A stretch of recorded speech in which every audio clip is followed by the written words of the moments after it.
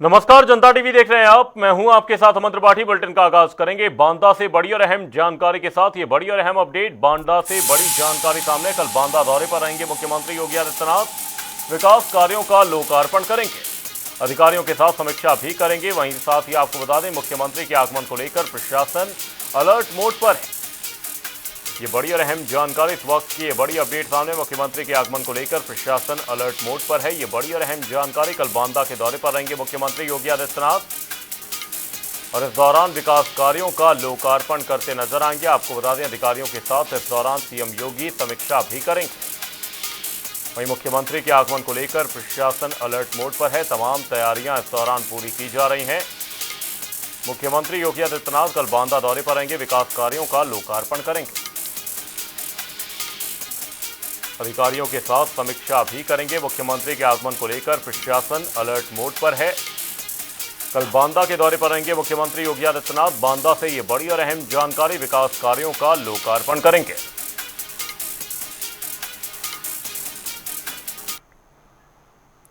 चित्रकूट दौरे पर मुख्यमंत्री योगी आदित्यनाथ ने जिले को 951 करोड़ रुपए से अधिक की 124 विकास परियोजनाओं की सौगात दी। वहीं मुख्यमंत्री ने लोकार्पण और शिलान्यास के साथ जनसभा को संबोधित करते हुए चित्रकूट को आध्यात्मिक, सांस्कृतिक और इको टूरिज्म का वैश्विक केंद्र बनाने की प्रतिबद्धता दोहराई। इस दौरान उन्होंने प्रदेश सरकार की विकास योजनाओं का उल्लेख किया और विपक्ष पर जमकर निशाना भी साधा।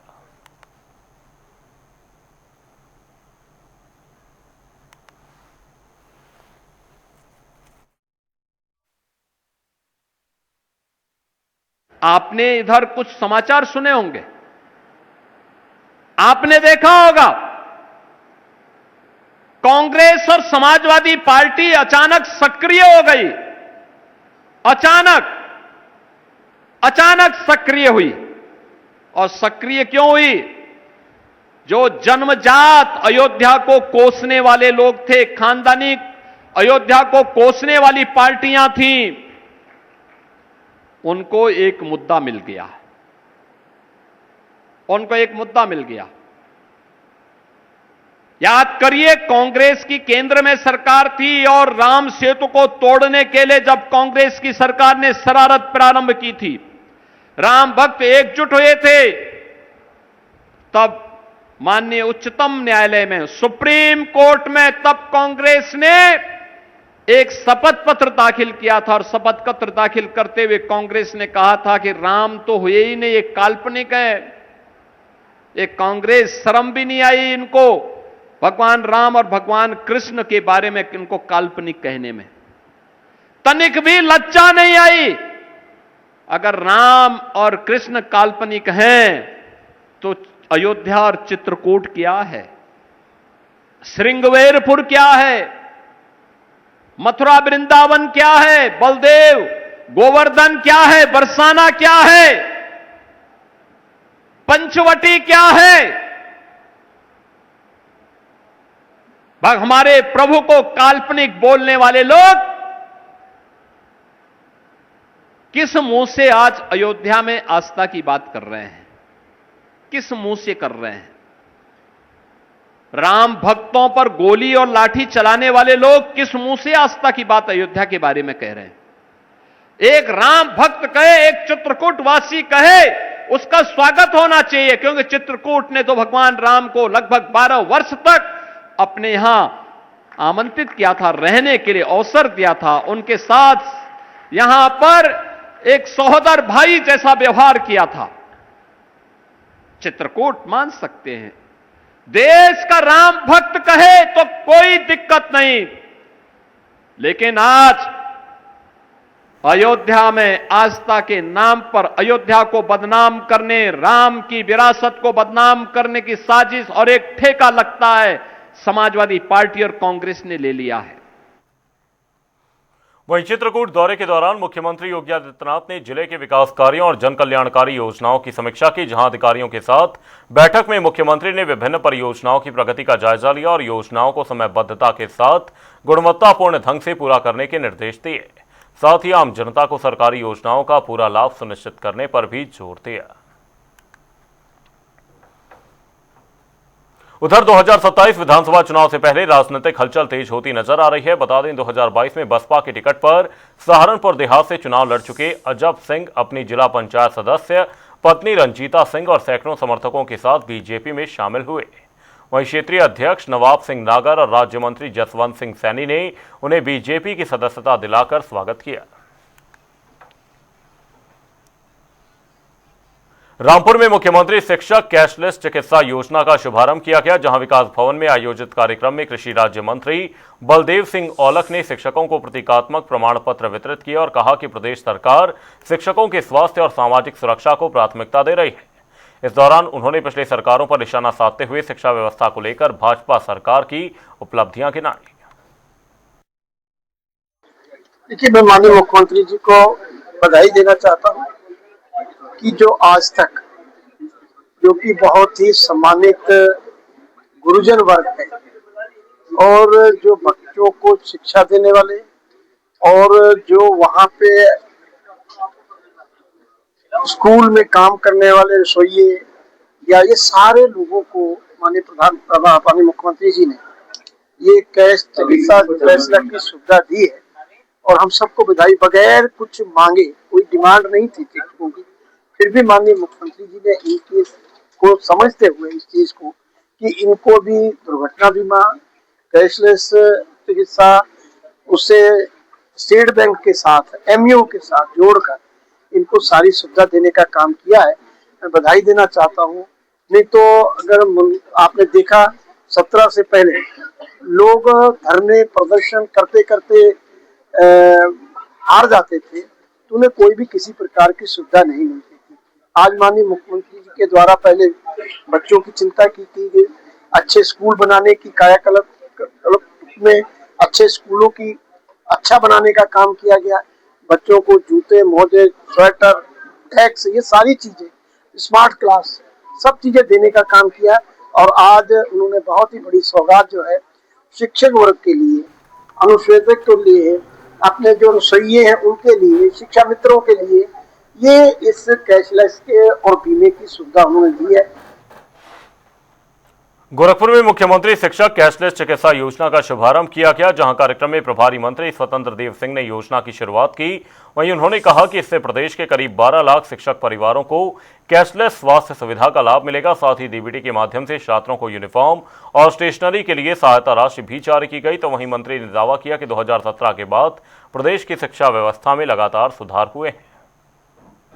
के अंदर सभी शिक्षकों को, अनुदेशकों को 12 लाख लोगों को आज कैशलेस चिकित्सा सुविधा की माननीय मुख्यमंत्री कैशलेस चिकित्सा सुविधा आज शुभारंभ किया गया। इस सुविधा से शिक्षक जो बीमारी इसके कारण थोड़ा तकलीफ में रहते, संकट में रहते थे, परिवार भी जूझता था, अब इससे मुक्त हो जाएंगे, जिसके कारण समय भी देंगे, बच्चों के शिक्षा पर भी समय देंगे और ऐसे आदर्श अध्यापकों का भी आज सम्मान आदरणीय योगी जी ने किया और लगभग 1 करोड़ 10 लाख बच्चों के गार्जियन के अकाउंट में 1200 रुपये डीबीटी के माध्यम से डायरेक्ट उनके अकाउंट में भेजा गया, यानी 1 रुपये का रिश्वत नहीं। आज आदरणीय मुख्यमंत्री ने जिक्र करते हुए जो शिक्षा प्रणाली थी या जो परीक्षा की प्रणाली थी माध्यम, आप देखते थे 3 महीना लगता था परीक्षा करवाने में, रिजल्ट लगाने में 1 महीना। आज वो 14 दिन में और पूरी शिक्षा प्रणाली 1 महीना में पूर्ण होती।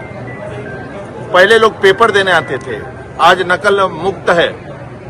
पहले मऊ, आजमगढ़, बलिया, पंजाब से लेकर अन्य राज्यों से लोग पेपर देने आते। शिक्षा व्यवस्था को यानी 17 के पहले सपा सारे चौपट कर दिया था। आज शिक्षा व्यवस्था सुदृढ़ है, मजबूत है। यही नहीं, प्रोजेक्ट अलंकार के माध्यम से जो पहले जीजीएसई जो नाम हुआ करता था ऐसे विद्यालयों का, जो लोगों को संचालन करते थे, जहां पर एडमिशन लेने के लोग तरसते थे, आज उन सभी विद्यालयों को भी सुदृढ़ करना, ऐसे 1000 विद्यालयों माध्यमिक शिक्षा परिषद के द्वारा लगभग उनको भी मजबूत, हद में डिजिटल लाइब्रेरी और इस प्रकार की व्यवस्था दी गई, जिसके कारण शिक्षकों का शिक्षकों के द्वारा बच्चों की शिक्षा पढ़ाई और ज्ञान पर ध्यान दिया जाए, उनको आगे बढ़ाया जाए। विद्यालय का वातावरण संस्कारमय हो, हरित हो, ग्रीन हो, हर प्रकार की चिंता किया जाए। इसी कारण और आदरणीय योगी जी के नेतृत्व में पूरे राज्य के अंदर ये व्यवस्था आज लागू है। मंत्री जी फिरोजाबाद में भागवत कथा कार्यक्रम में पहुंचे बीजेपी सांसद साक्षी महाराज ने 2027 के उत्तर प्रदेश विधानसभा चुनाव को लेकर बड़ा बयान दिया। उन्होंने कहा कि प्रदेश में बीजेपी लगातार तीसरी बार सरकार बनाएगी और योगी आदित्यनाथ तीसरी बार मुख्यमंत्री बनेंगे। इस दौरान उन्होंने समाजवादी पार्टी और उसके नेताओं पर भी तीखा हमला बोला और बीजेपी की विकास नीतियों के साथ साथ संगठन की एकजुटता पर जोर दिया।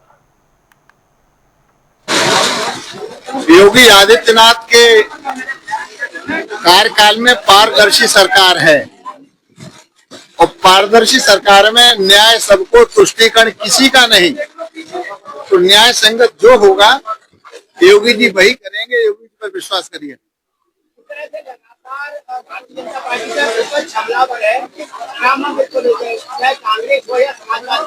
पूरे विपक्षी स्थिति है, खिसियानी बिल्ली खम्मा नोचती है।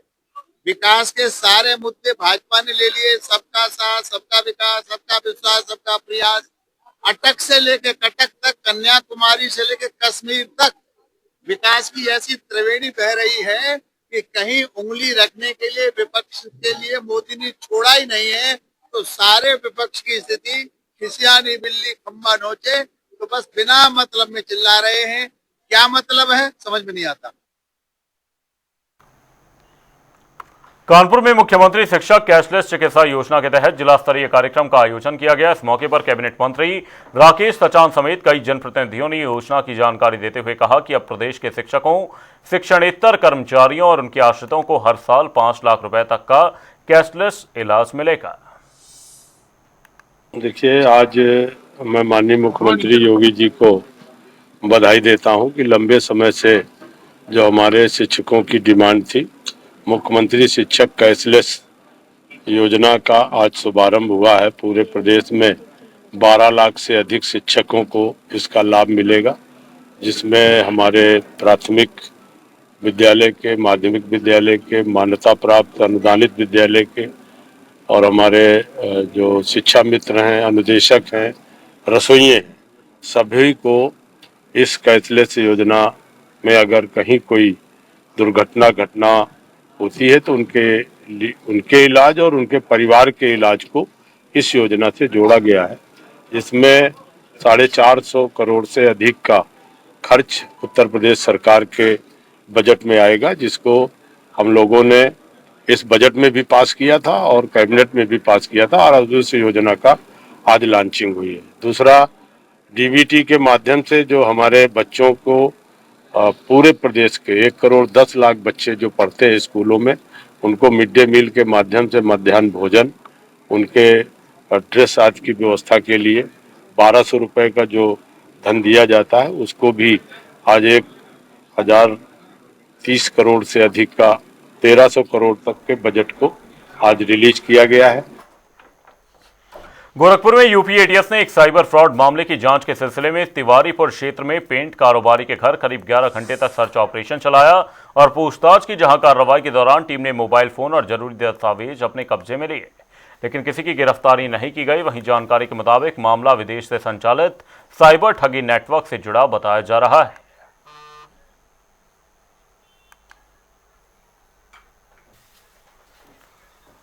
अलीगढ़ पहुंचे कांग्रेस के प्रदेश प्रभारी राजेंद्र पाल गौतम ने भाजपा पर तीखा हमला बोला। उन्होंने कहा कि भाजपा ने देश की लगभग सभी क्षेत्रीय पार्टियों को कमजोर या खत्म कर दिया है और जो भी पार्टी उसके खिलाफ लड़ती है उसे तोड़ने की कोशिश की जाती है। साथ ही उन्होंने दावा किया कि अब कांग्रेस फिर से मजबूती की ओर बढ़ रही है। वहीं नीट और अन्य प्रतियोगी परीक्षाओं के मुद्दे पर भी उन्होंने कहा कि राहुल गांधी सीधे छात्रों से संवाद कर उनकी आवाज उठा रहे हैं।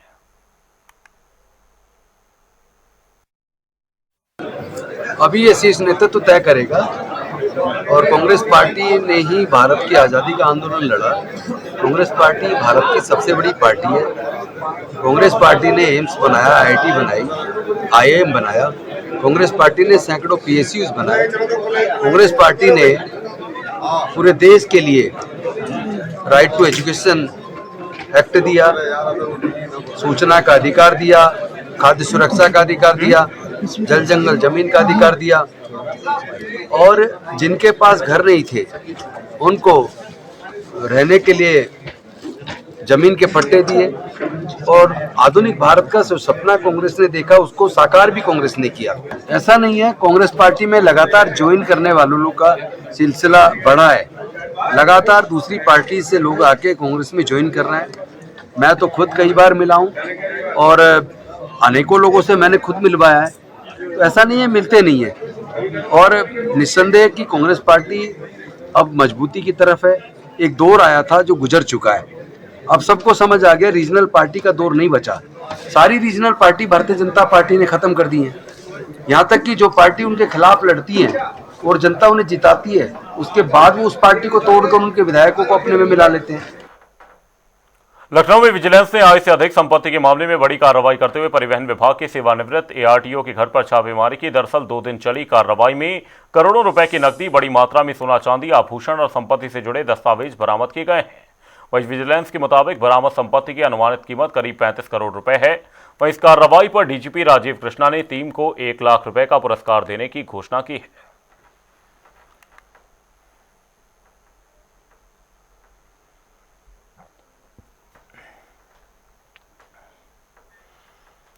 मुजफ्फरनगर में मुख्यमंत्री योगी आदित्यनाथ के वाराणसी से हुए कार्यक्रम का लाइव प्रसारण किया गया। इस दौरान शिक्षकों के लिए कैशलेस चिकित्सा योजना का शुभारंभ, विद्यार्थियों के खातों में डीबीटी के माध्यम से 1200 की राशि हस्तांतरित करने और शिक्षकों के सामाजिक सुरक्षा कवच से जुड़े कार्यक्रमों का शुभारंभ हुआ। कार्यक्रम में कैबिनेट मंत्री अनिल कुमार, जिलाधिकारी उमेश मिश्रा समेत जनप्रतिनिधि मौजूद रहे। शिक्षकों, शिक्षा मित्रों, अनुदेशकों और भोजन माताओं को प्रतीकात्मक कार्ड तथा विद्यार्थियों को डीबीटी किट भी वितरित की गई।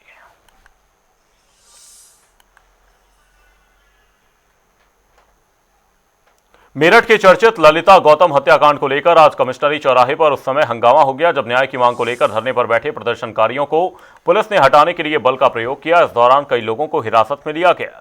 वहीं मौके पर पहुंचे एसएसपी ने कहा कि मुख्य आरोपी पहले ही गिरफ्तार किया जा चुका है और मामले में अन्य आरोपियों के खिलाफ भी कानून के मुताबिक कार्रवाई अमल में लाई जा रही है।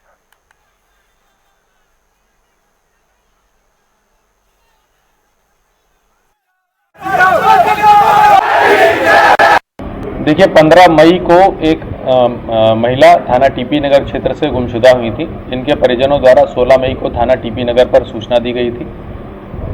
17 मई को इनका शव थाना रोहटा के ग्राम से प्राप्त हुआ था। इनकी तत्काल शिनाख्त की गई थी। सीसीटीवी में जो चैन था जिसके साथ में ये जाति दिखाई पड़ रही थी, उस पर नामजद मुकदमा लिखा गया था। इलेक्ट्रॉनिक इनपुट्स के आधार पर और सीसीटीवी की ट्रेल के आधार पर मुकदमे का सफल अनावरण किया गया था।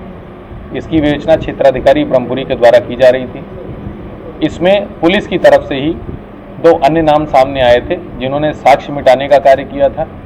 उन पर भी धाराएं बढ़ाई गई थी और उनके खिलाफ भी आवश्यक विधिक कार्रवाई की गई थी। इसमें लगातार परिवारीजनों से विवेचक की, थाना प्रभारियों की, क्षेत्राधिकारी सिविल लाइन की और अन्य अधिकारियों की वार्ता हो रही थी। इनके द्वारा जो भी बिंदु उठाए गए थे उसका संतोषजनक समाधान किया गया था, परंतु कुछ अराजनीतिक तत्वों द्वारा, कुछ अवैधानिक तत्वों के द्वारा इनको भड़काया जा रहा था। इसको अनावश्यक एक कुत्सित प्रयास किया जा रहा था, इसको एक अलग कलर देने का।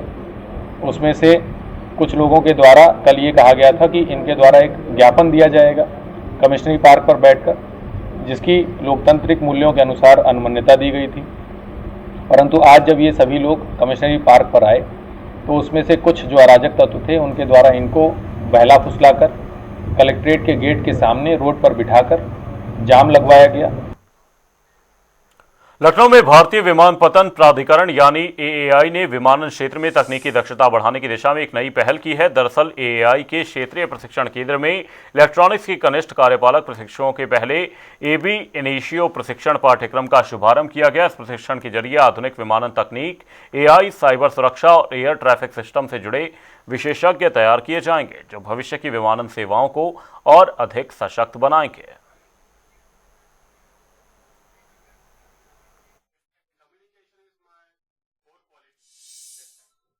रुक करेंगे ताबड़तोड़ खबरों की ओर। अलीगढ़ के रामाबाई अंबेडकर छात्रावास में 6 वर्षीय बच्ची से कथित अश्लील हरकत का मामला आया सामने। पुलिस ने शिकायत के बाद शुरू की जांच।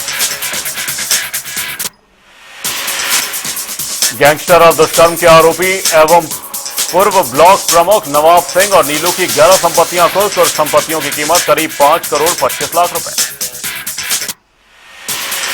लखनऊ में समाजवादी पार्टी के राष्ट्रीय प्रवक्ता मनोज सिंह काका ने निशिकांत दुबे के खिलाफ आपराधिक मानहानि का आरोप लगाते हुए हजरतगंज थाने में तहरीर देकर एफआईआर की उठाई मांग।